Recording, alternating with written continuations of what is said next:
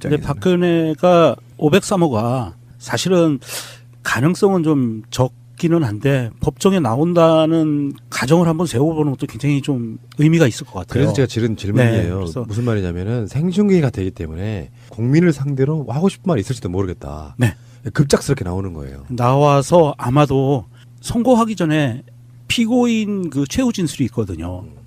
최후 진술에서 말도 안 되는 이상한 얘기들을 하면서 그 법정 안에 들어와 있는 밖에 있는 박사모들로 하여금 폭동을 일으키게 하려고 하는 목적도 있을 수 있어요. 지금 법원 앞에 그 집회 신고 인원이 6,500명이래요. 미치겠다. 그래서 지금 그 사법부 안에서 판결 자체를 진흙탕 싸움인 양 보이게 하려고 박근혜가 아마 죄송합니다. 503호가 뭐 죄송할 것까지야 뭐 있어 그게. 아니 그 실명 불러주면은 안 돼요. 피의자의 인권을 위해서 실명은 빼고 503호가 503호가 마지막 발악을 할 수 있습니다. 그래서 503호를 아직도 추종하고 있는 일부 추종 정치인들을 동원을 해서 지방선거도 얼마 안 남았기 때문에 정부에 대해서 뭔가 여론전을 시도하려고 하는 의도를 가질 수가 있어요. 그런 의미에서 나온다고 보면 이거는 굉장히 좀 심각한 상황이 벌어질 수도 있습니다. 아니 뭐 집회 인원 6,500명이요? 두당 2만 원씩만 해도 1억 3천이네요. 네, 실제로 6,500명은 안 나오고 한 600명 정도 나오면 많이 나오죠. 그 숫자를 많이 부른다고 해서 돈이 많이 들어가는 거나 그런 건 아니니까. 속을 뻔했네요. 마지막 발악 같은 그런 느낌으로 아주 폐악이 장난 아닌가 봐요. 막 관 갖다 놓고 관뚜껑에다가 누구 이름 써놓고 막 이런 짓들을 하는데 경찰 쪽에서 잔뜩 긴장하고 있는 부분이 있거든요. 그러니까 1심 선고 결과가 나오면 사실상 난동 수준의 어떤 설환이 좀 벌어질 거라는 생각이 들고 이제 그렇긴 한데 문제는 이제 재판에는 나올 수도 있고 안 나올 수도 있지만 안 나올 가능성이 더 높다고 하는 건데 우리들 입장에서야 박근혜가 마치 무슨 탄압받는 피해자처럼 해서 생중계를 이용해서 뭔가 자기 억울함을 알리려고 할지도 모르겠지만 그것을 국민이 받아줄 만한 정서가 돼 있겠냐. 저것도 아직도 반성 안 했구나라고 하는 민심 악화의 우려도 있거든요. 그런 부분이 있어서 박근혜가 일단은 안 나온다고 보고 지금까지 안 나오는데 맨몸으로 지금까지 변호사까지 선임 안 해가지고 국선 변호인으로 재판받고 있는데 아직도 우리의 마음속에는 선한 마음속에는 503호를 사람으로 생각합니다. 그 박정희 씨의 딸 박모 씨, 박정희 씨의 딸 모근혜 씨, 모근혜 씨, 그냥 뭐 P 씨예요, P 씨. 근데 일단 그렇다 치고 이제 재판은 그렇게 안 나올 걸 가능성이 높다고 치고 형량이 문제죠. 형량이 구형량은 지금 징역 30년, 벌금 1,185억 원이거든요. 어떻게 될까요? 우리 민정수석이 한번 예상 한번 해보십시오. 1심 선고 25년 예상하고요. 참고로 최순실은 1심에서 20년 받았습니다. 예, 최순실은 20년 받았는데 재판부 입장에서는 공직자라는 부분이 있기 때문에 가중해야 된다. 공범이긴 하지만 그리고 주도적인 주범으로서의 입장이 있었다 해서 법정 최고형인 무기징역이나 사형을 내릴 수도 있지만 지금부터는 이제 속마음입니다. 판사들의 속마음은 이재용과 관련된 혐의들은 무죄를 내려줘야 되니까 25년까지만 내려줘야 되겠어라고 생각을 할 거예요. 어떤 전문가들이 이제 25년 보는데 네. 저는 무기도 나올 수 있다. 왜 그러냐면 세월호도 지금 밝혀지고 있는 상태이기 때문에 그 다음에 걸석 재판이 너무 많았고 불성실했잖아요. 또 재판부가 이 괘씸죄라는 게 있거든요. 그래서 좀 무기징역도 나올 수 있다 1심에서는. 예.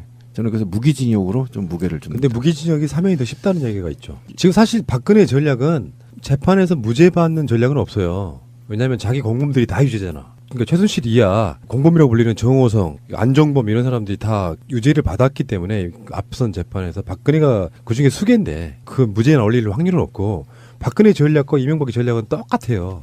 그냥 대충 재판받고 사면받겠다는 전략밖에 없어요.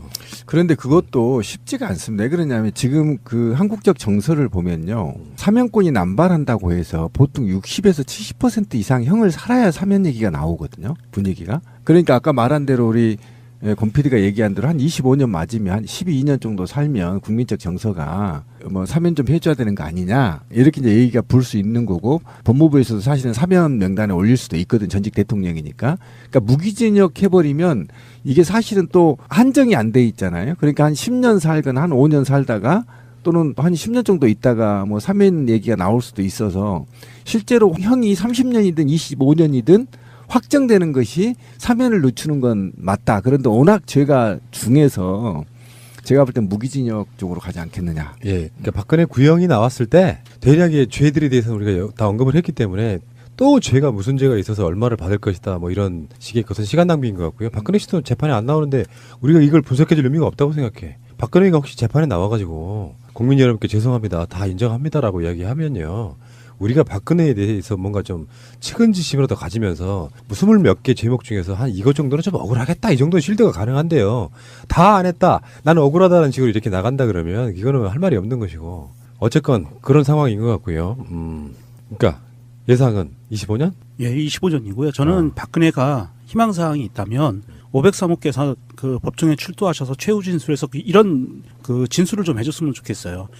제가 모자라서 5035입니다. 지금 얘기하는 저는 제가 모자라서 이명박 전 대통령과 그 측근들 그리고 나를 옹이했던 측근들에 휘둘린 나의 이 모자람을 처벌해 주십시오. 저는 주범이 아닙니다. 주범은 따로 있습니다. 이런 진술을 했으면 좋겠어요. 그럴 인격이 돼? 자, 알겠고요. 자, 박근혜 씨에 대한 사실상의 촛불 이후에 가장 중요한 날이 됐습니다. 벌써 1년이 훨씬 넘어서 기소된지 가장 중요한 날이 돼서 굉장히 많은 사람들이 박근혜의 1심 선고 공판에 관심이 쏟아질 것 같습니다. 박근혜 전 대통령의 1심 선고 공판 TV로 생중계하기로 결정이 됐죠. 그런데 박 전 대통령의 변호인이었던 도태우 변호사가 이 생중계를 제한해달라 이런 가처분 신청을 또 법원에 냈네요. 무슨 이유인지 직접 들어보죠. 도태우 변호사님 안녕하세요. 네, 안녕하십니까. 예. 지금은 박 전 대통령의 변호인이 아니시죠? 네, 그렇습니다. 언제부터 언제까지? 민사 대리인입니다. 네. 어떤 대리인이요?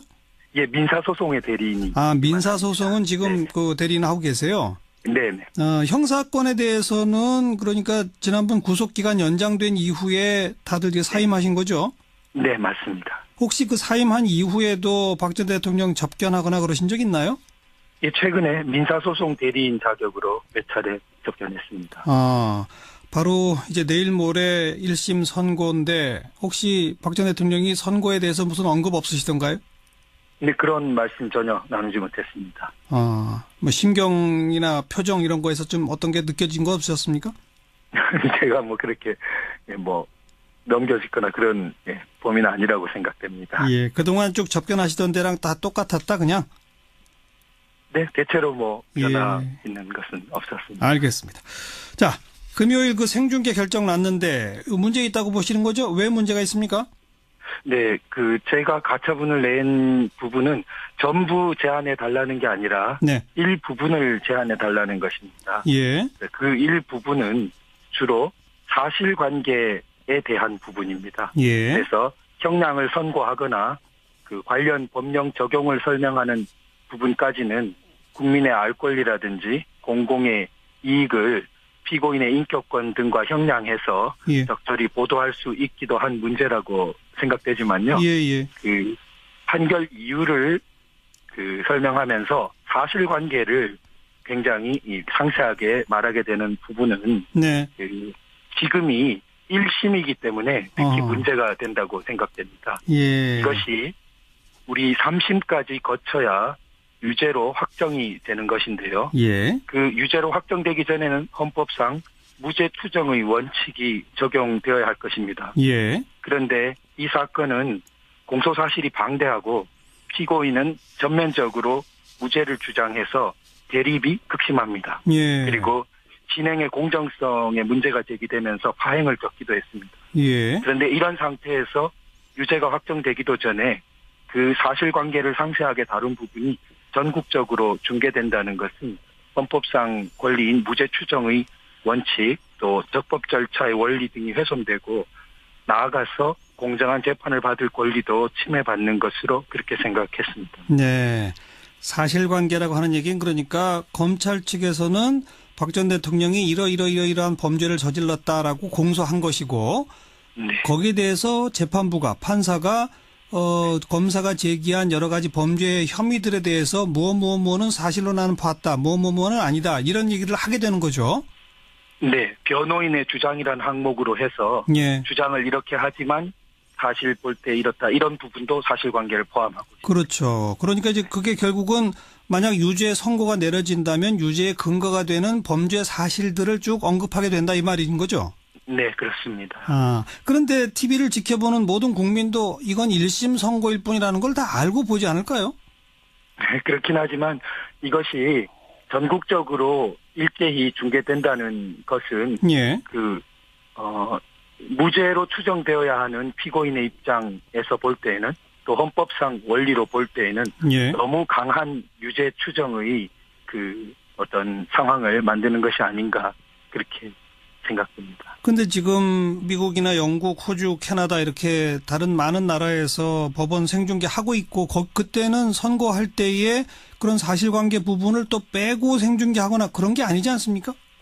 네, 미국과 영국 부분 조금 말씀드리고 싶은데요. 예. 미국은 위법 수집 증거 배제 법칙이라든지 이런 적법 절차 원리가 수사 단계에서부터 형사 절차 전반에 걸쳐서 철저하게 준수되는 나라로 유명합니다. 예. 그러한 법 체제이기 때문에 이러한 중개에 대한 범위도 조금 더 열려 있는 것 같습니다. 그렇지만 미국도 일부 주 법원에 대한 것이고 연방 법원은 허용하지 않는 것으로 합니다.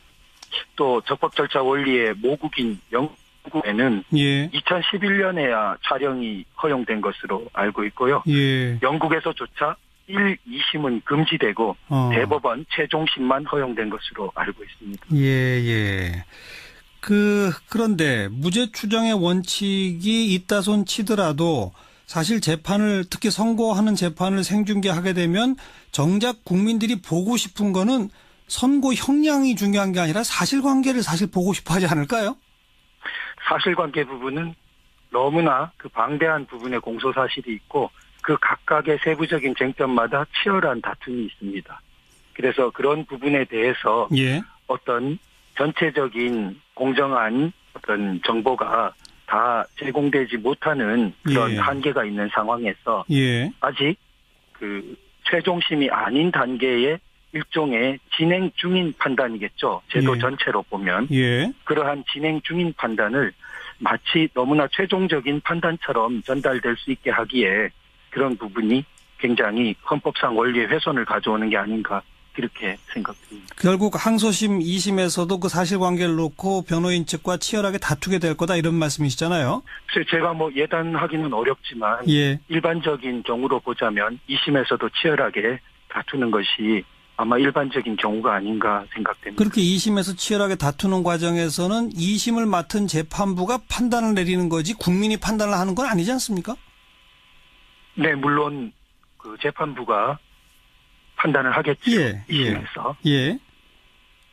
그러니까 재판부가 판단을 하는데 1심 선고가 생중계된 경우와 그중에 사실관계는 생중계 안 한 경우가 항소심의 재판부의 무슨 판단에 영향을 미칠까요?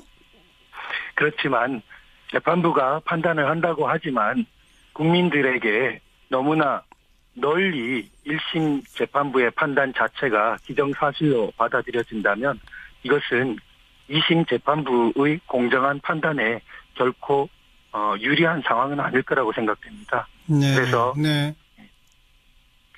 우리가 헌법상의 원칙을 존중하는 방향으로 자꾸 문화를 만들어 가야 되는 것 아닌가. 또 이번에 촬영 규칙을 개정했을 때 선고 시에 한한다는 것을 추가한 반면에 2항에서 신설하기를 시간 방법을 제한할 수 있다고 동시에 신설했습니다. 이렇게 개정한 취지는 선고 시에 촬영을 허용하되 그 중계의 시간이나 방법을 제한할 수 있다는 것을 강조한 법사의 의도거나 입법 취지로 보입니다. 그래서 그런 지혜를 10분 살려야 할 것 아닌가. 그런데 법원이 생중계를 결정한 사안에 대해서 물론 다른 법원에 가처분 신청을 제출하신 거긴 합니다만은 다른 법원이라 하더라도 이걸 받아들일 가능성이 있을까요? 그래서 법원의 판단은 제가 말씀드릴 범위를 넘는 것 같습니다. 일단 주장은 해보고 싶었다 이 말씀이군요. 네. 신청인의 자격과 관련해서 가장 조금 당장 의문이 들 수 있는데요. 제가 이제 국민의 그냥 일원인 자격으로서 가처분 신청을 냈기 때문에 알겠습니다. 그 부분 네. 그나저나 박 전 대통령 선고하는 날 법정에는 안 나가신다죠? 그 부분은 제가 뭐라고 말씀드리는 아닌 것 같습니다. 여기까지 말씀 듣겠습니다. 고맙습니다. 네, 감사합니다. 도태우 변호사였습니다. 박근혜 전 대통령의 1심 선고 공판 TV로 생중계하기로 결정이 됐죠. 그런데 박 전 대통령의 변호인이었던 도태우 변호사가 이 생중계를 제한해달라 이런 가처분 신청을 또 법원에 냈네요. 무슨 이유인지 직접 들어보죠. 도태우 변호사님 안녕하세요. 네, 안녕하십니까? 예. 지금은 박 전 대통령의 변호인이 아니시죠? 네, 그렇습니다. 언제부터 언제까지? 민사 대리인입니다. 네. 어떤 대리인이요? 예, 민사소송의 대리인이. 민사소송은 지금 네. 그 대리인 하고 계세요? 네네. 형사건에 대해서는 그러니까 지난번 구속기간 연장된 이후에 다들 이제 사임하신 거죠? 네, 맞습니다. 혹시 그 사임한 이후에도 박 전 대통령 접견하거나 그러신 적 있나요? 예, 최근에 민사소송 대리인 자격으로 몇 차례 접견했습니다. 바로 이제 내일 모레 1심 선고인데 혹시 박 전 대통령이 선고에 대해서 무슨 언급 없으시던가요? 근데 그런 말씀 전혀 나누지 못했습니다. 뭐 심경이나 표정 이런 거에서 좀 어떤 게 느껴진 거 없으셨습니까? 제가 뭐 그렇게 뭐 넘겨짓거나 그런 범위는 아니라고 생각됩니다. 예, 그동안 쭉 접견하시던 데랑 다 똑같았다 그냥? 네, 대체로 뭐 변화 예. 있는 것은 없었습니다. 알겠습니다. 자, 금요일 그 생중계 결정 났는데 문제 있다고 보시는 거죠? 왜 문제가 있습니까? 네, 제가 가처분을 낸 부분은 전부 제한해 달라는 게 아니라 네. 일부분을 제한해 달라는 것입니다. 예. 그 일부분은 주로 사실관계에 대한 부분입니다. 예. 그래서 형량을 선고하거나 그 관련 법령 적용을 설명하는 부분까지는 국민의 알 권리라든지 공공의 이익을 피고인의 인격권 등과 형량해서 예. 적절히 보도할 수 있기도 한 문제라고 생각되지만요. 예. 그 판결 이유를 설명하면서 사실관계를 굉장히 상세하게 말하게 되는 부분은 네. 지금이 1심이기 때문에 특히 문제가 된다고 생각됩니다. 예. 이것이 우리 3심까지 거쳐야 유죄로 확정이 되는 것인데요. 예. 그 유죄로 확정되기 전에는 헌법상 무죄 추정의 원칙이 적용되어야 할 것입니다. 예. 그런데 이 사건은 공소사실이 방대하고 피고인은 전면적으로 무죄를 주장해서 대립이 극심합니다. 예. 그리고 진행의 공정성에 문제가 제기되면서 파행을 겪기도 했습니다. 예. 그런데 이런 상태에서 유죄가 확정되기도 전에 그 사실관계를 상세하게 다룬 부분이 전국적으로 중계된다는 것은 헌법상 권리인 무죄 추정의 원칙 또 적법 절차의 원리 등이 훼손되고 나아가서 공정한 재판을 받을 권리도 침해받는 것으로 그렇게 생각했습니다. 네. 사실관계라고 하는 얘기는 그러니까 검찰 측에서는 박 전 대통령이 이러이러한 범죄를 저질렀다라고 공소한 것이고 네. 거기에 대해서 재판부가 판사가 검사가 제기한 여러 가지 범죄의 혐의들에 대해서 무엇은 사실로 나는 봤다. 무엇은 아니다. 이런 얘기를 하게 되는 거죠. 네. 변호인의 주장이란 항목으로 해서 예. 주장을 이렇게 하지만 사실 볼 때 이렇다. 이런 부분도 사실관계를 포함하고 있습니다. 그렇죠. 그러니까 이제 그게 결국은 만약 유죄 선고가 내려진다면 유죄의 근거가 되는 범죄 사실들을 쭉 언급하게 된다 이 말인 거죠.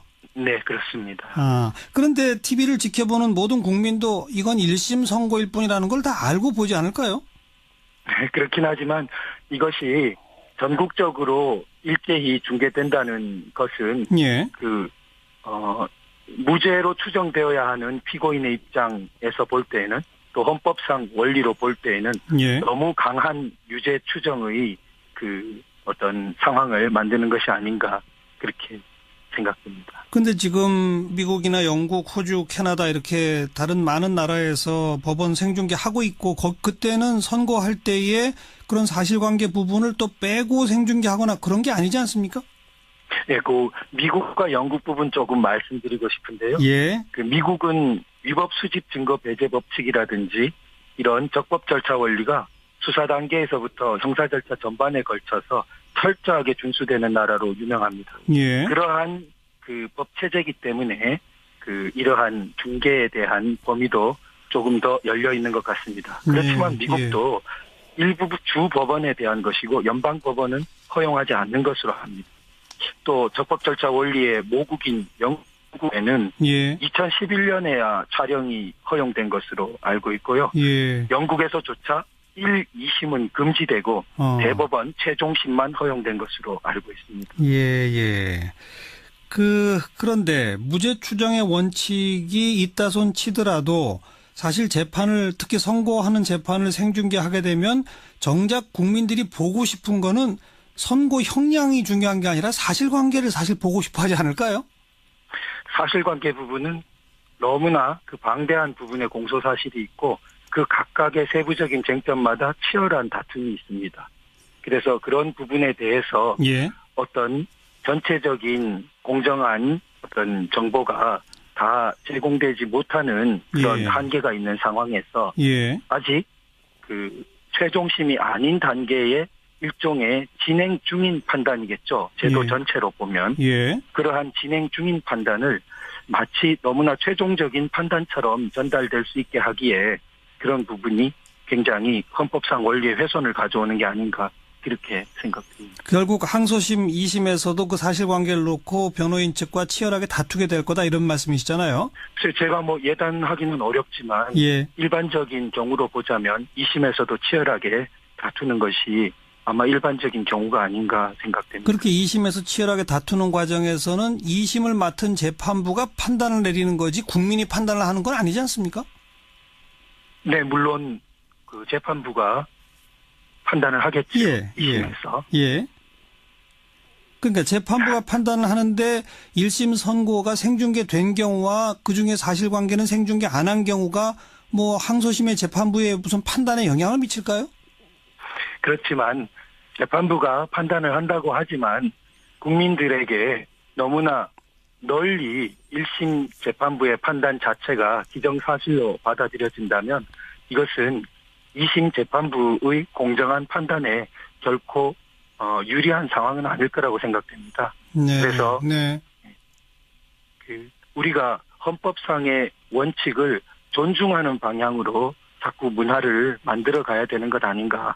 또 이번에 촬영 규칙을 개정했을 때 예. 선고 시에 한한다는 것을 추가한 반면에 예. 2항에서 신설하기를 시간 방법을 제한할 수 있다고 동시에 신설했습니다. 예, 예. 이렇게 개정한 취지는 선고 시에 촬영을 허용하되 그 중계의 시간이나 방법을 제한할 수 있다는 것을 강조한 예, 법자의 의도거나 입법 취지로 보입니다. 그래서 그런 지혜를 10분 살려야 할 것 아닌가. 예. 그런데 법원이 생중계를 결정한 사안에 대해서 물론 다른 법원에 가처분 신청을 제출하신 거긴 합니다만은 다른 법원이라 하더라도 이걸 받아들일 가능성이 있을까요? 그래서 뭐 법원의 판단은 제가 뭐 말씀드릴 범위를 넘는 것 같습니다. 일단 주장은 해보고 싶었다 이 말씀이군요. 네. 뭐 신청인의 자격과 관련해서 가장 조금 당장 의문이 들 수 있는데요. 예. 제가 이제 국민의 그냥 일원인 자격으로서 예, 예. 가처분 신청을 냈기 때문에 알겠습니다. 그 부분, 예. 네. 그나저나 박 전 대통령 그 선고하는 날 법정에는 안 나가신다죠? 그 부분은 제가 뭐라고 말씀드리는 아닌 것 같습니다. 여기까지 말씀 듣겠습니다. 고맙습니다. 네, 감사합니다. 도태우 변호사였습니다. 사실관계에 대한 부분입니다. 예. 그래서 형량을 선고하거나 그 관련 법령 적용을 설명하는 부분까지는 국민의 알 권리라든지 공공의 이익을 피고인의 인격권 등과 형량해서 예. 적절히 보도할 수 있기도 한 문제라고 생각되지만요. 예, 예. 그 판결 이유를 그 설명하면서 사실관계를 굉장히 상세하게 말하게 되는 부분은 네. 그 지금이 1심이기 때문에 특히 문제가 된다고 생각됩니다. 예. 이것이 우리 3심까지 거쳐야 유죄로 확정이 되는 것인데요. 예. 그 유죄로 확정되기 전에는 헌법상 무죄 투정의 원칙이 적용되어야 할 것입니다. 예. 그런데 이 사건은 공소사실이 방대하고 피고인은 전면적으로 무죄를 주장해서 대립이 극심합니다. 예. 그리고 진행의 공정성에 문제가 제기되면서 파행을 겪기도 했습니다. 예. 그런데 이런 상태에서 유죄가 확정되기도 전에 그 사실관계를 상세하게 다룬 부분이 전국적으로 중계된다는 것은 헌법상 권리인 무죄 추정의 원칙 또 적법 절차의 원리 등이 훼손되고 나아가서 공정한 재판을 받을 권리도 침해받는 것으로 그렇게 생각했습니다. 네. 사실관계라고 하는 얘기는 그러니까 검찰 측에서는 박 전 대통령이 이러이러한 범죄를 저질렀다라고 공소한 것이고 네. 거기에 대해서 재판부가 판사가 검사가 제기한 여러 가지 범죄 혐의들에 대해서 무엇은 사실로 나는 봤다. 무엇은 아니다. 이런 얘기를 하게 되는 거죠. 네. 변호인의 주장이라는 항목으로 해서 예. 주장을 이렇게 하지만 사실 볼 때 이렇다. 이런 부분도 사실관계를 포함하고 있습니다. 그렇죠. 그러니까 이제 그게 결국은 만약 유죄 선고가 내려진다면 유죄의 근거가 되는 범죄 사실들을 쭉 언급하게 된다 이 말인 거죠. 네, 그렇습니다. 그런데 TV를 지켜보는 모든 국민도 이건 1심 선고일 뿐이라는 걸 다 알고 보지 않을까요? 네, 그렇긴 하지만 이것이 전국적으로 일제히 중계된다는 것은 예.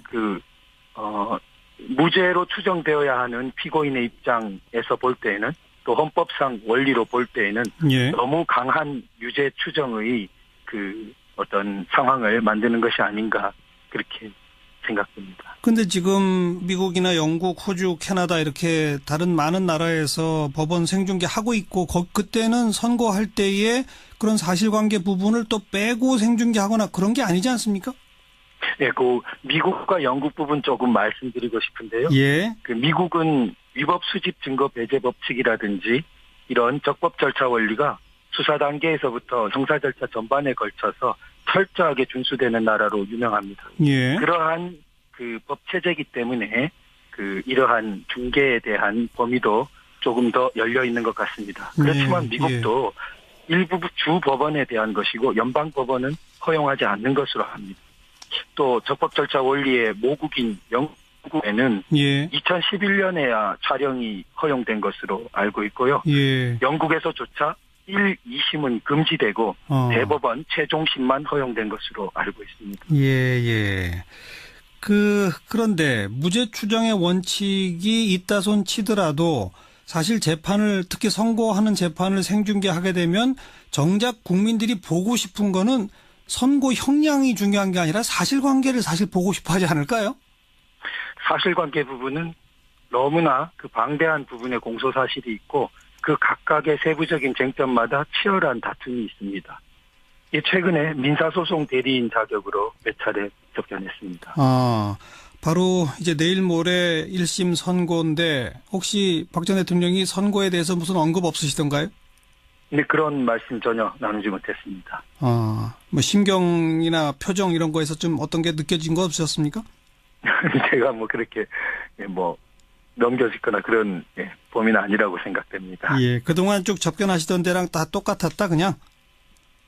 네, 대체로 변화 있는 것은 없었습니다. 알겠습니다. 자, 금요일 생중계 결정 났는데 문제 있다고 보시는 거죠? 왜 문제가 있습니까?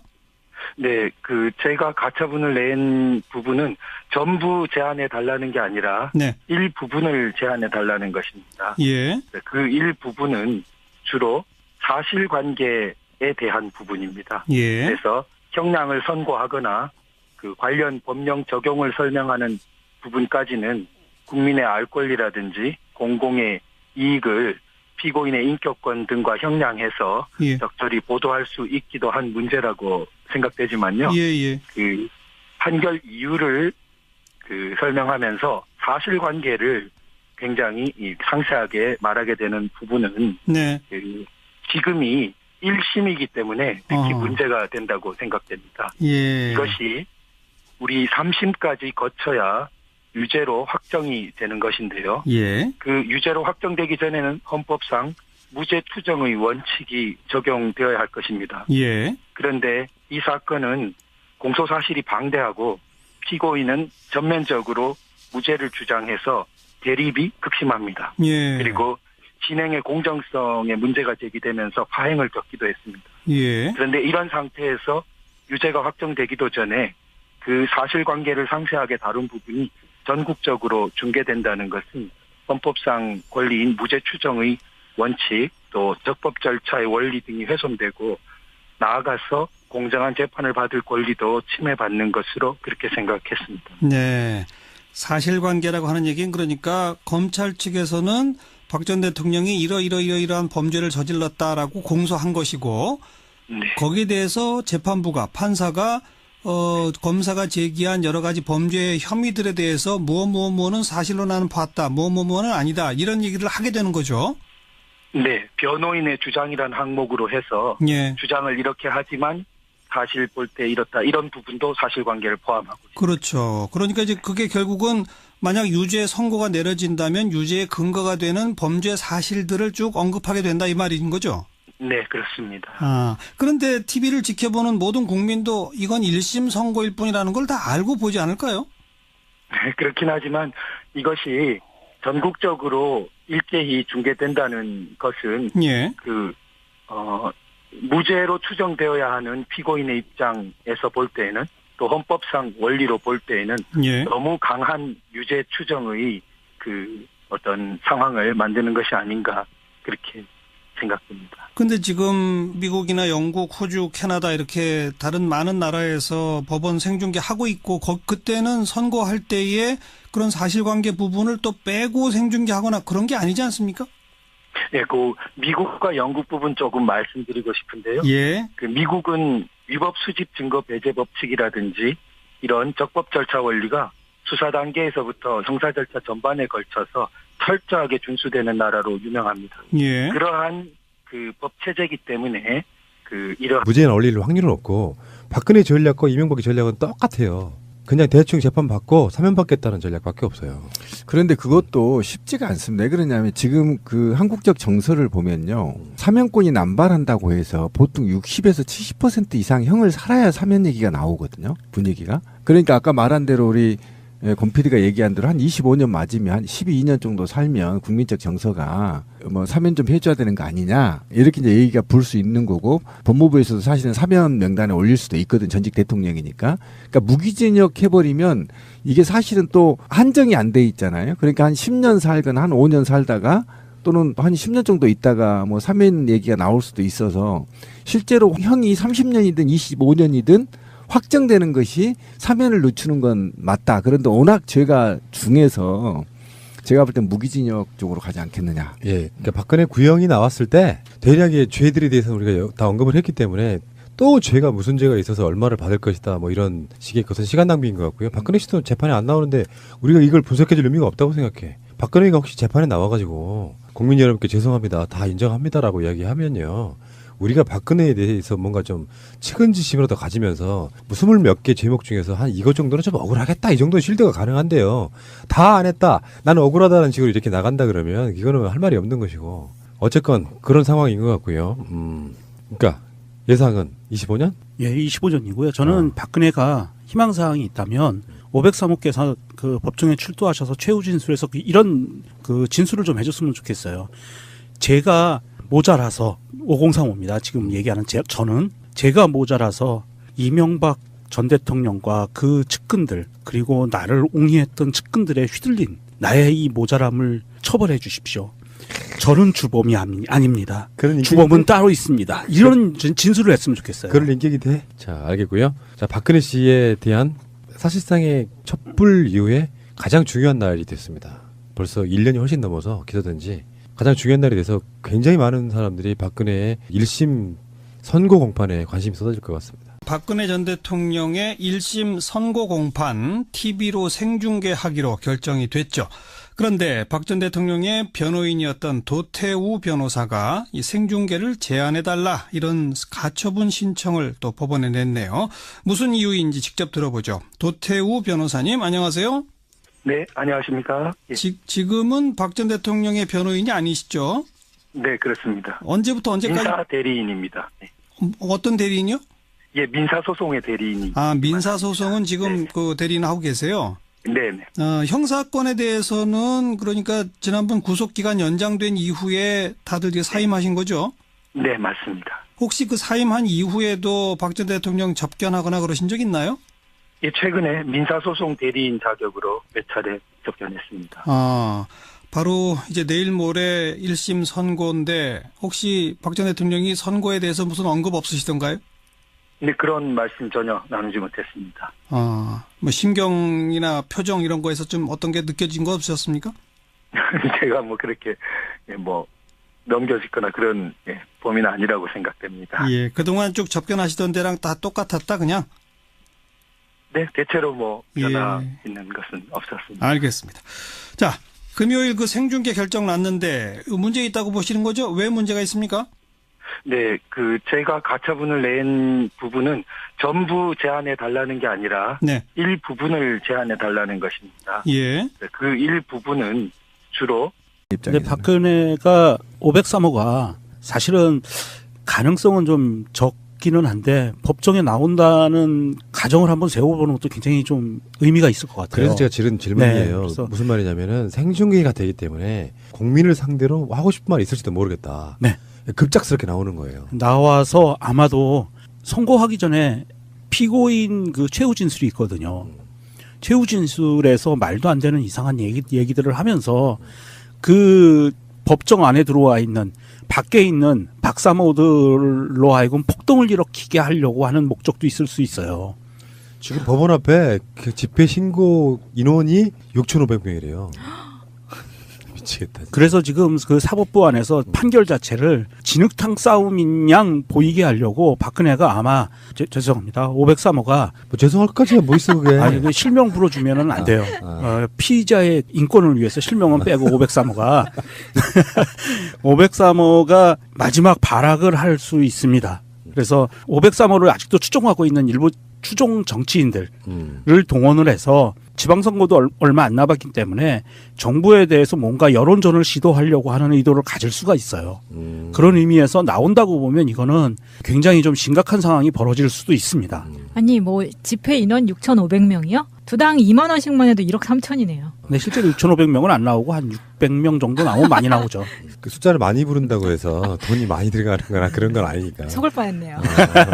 마지막 발악 같은 그런 느낌으로 아주 폐악이 장난 아닌가 봐요. 막 관 갖다 놓고 관뚜껑에다가 누구 이름 써놓고 막 이런 짓들을 하는데 경찰 쪽에서 잔뜩 긴장하고 있는 부분이 있거든요. 그러니까 1심 선고 결과가 나오면 사실상 난동 수준의 어떤 설환이 좀 벌어질 거라는 생각이 들고 이제 그렇긴 한데 문제는 이제 재판에는 나올 수도 있고 안 나올 수도 있지만 안 나올 가능성이 더 높다고 하는 건데 우리들 입장에서야 박근혜가 마치 무슨 탄압받는 피해자처럼 해서 생중계를 이용해서 뭔가 자기 억울함을 알리려고 할지도 모르겠지만 그것을 국민이 받아줄 만한 정서가 돼 있겠냐. 저것도 아직도 반성 안 했구나라고 하는 민심 악화의 우려도 있거든요.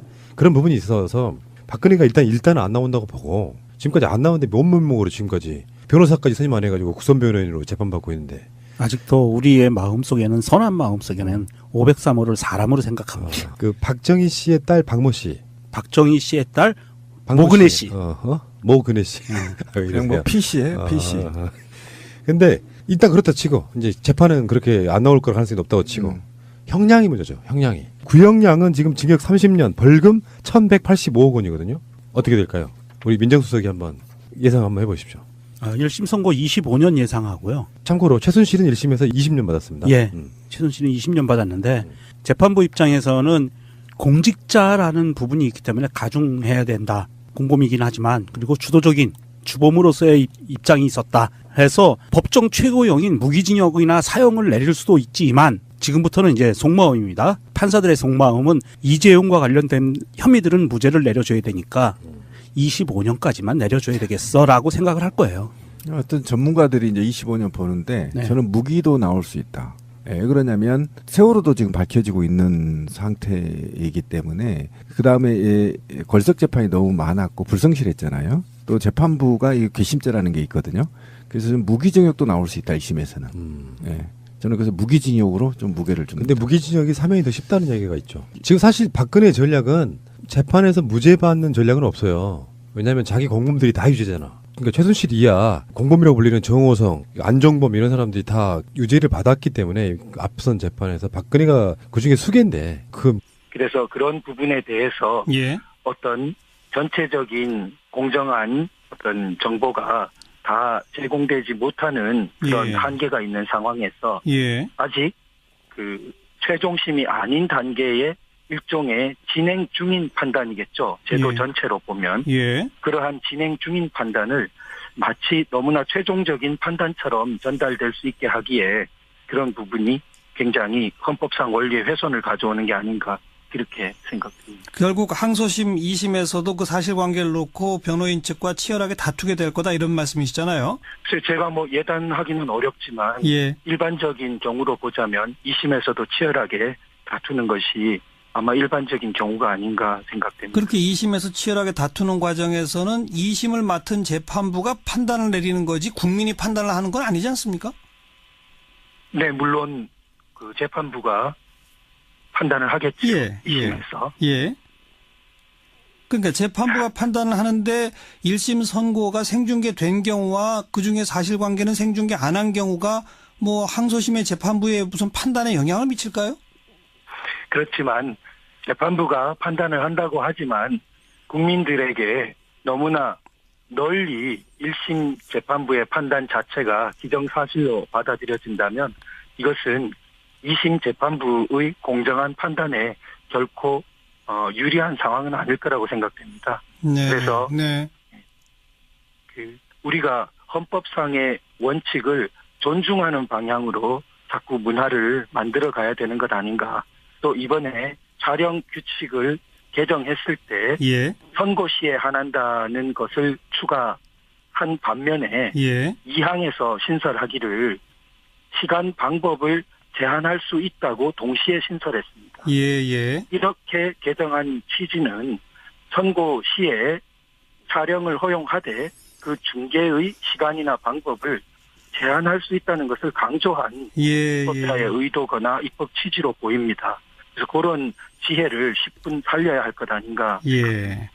그런데 법원이 생중계를 결정한 사안에 대해서 물론 다른 법원에 가처분 신청을 제출하신 거긴 합니다만은 다른 법원이라 하더라도 이걸 받아들일 가능성이 있을까요? 그래서 뭐 법원의 판단은 제가 뭐 말씀드릴 범위를 넘는 것 같습니다. 일단 주장은 해보고 싶었다 이 말씀이군요. 네. 뭐 신청인의 자격과 관련해서 가장 조금 당장 의문이 들 수 있는데요. 예. 제가 이제 국민의 그냥 일원인 자격으로서 예, 예. 가처분 신청을 냈기 때문에 알겠습니다. 그 부분, 예. 네. 그나저나 박 전 대통령 그 선고하는 날 법정에는 안 나가신다죠? 그 부분은 제가 뭐라고 말씀드리는 아닌 것 같습니다. 여기까지 말씀 듣겠습니다. 고맙습니다. 네, 감사합니다. 도태우 변호사였습니다. 박근혜 전 대통령의 1심 선고 공판 TV로 생중계하기로 결정이 됐죠. 그런데 박 전 대통령의 변호인이었던 도태우 변호사가 이 생중계를 제한해달라 이런 가처분 신청을 또 법원에 냈네요. 무슨 이유인지 직접 들어보죠. 도태우 변호사님 안녕하세요. 네, 안녕하십니까? 예. 지금은 박 전 대통령의 변호인이 아니시죠? 네, 그렇습니다. 언제부터 언제까지? 민사 대리인입니다. 네. 어떤 대리인이요? 예, 민사소송의 대리인이. 아, 민사소송은 지금 네. 그 대리인 하고 계세요? 네네. 형사건에 대해서는 그러니까 지난번 구속기간 연장된 이후에 다들 이제 사임하신 거죠?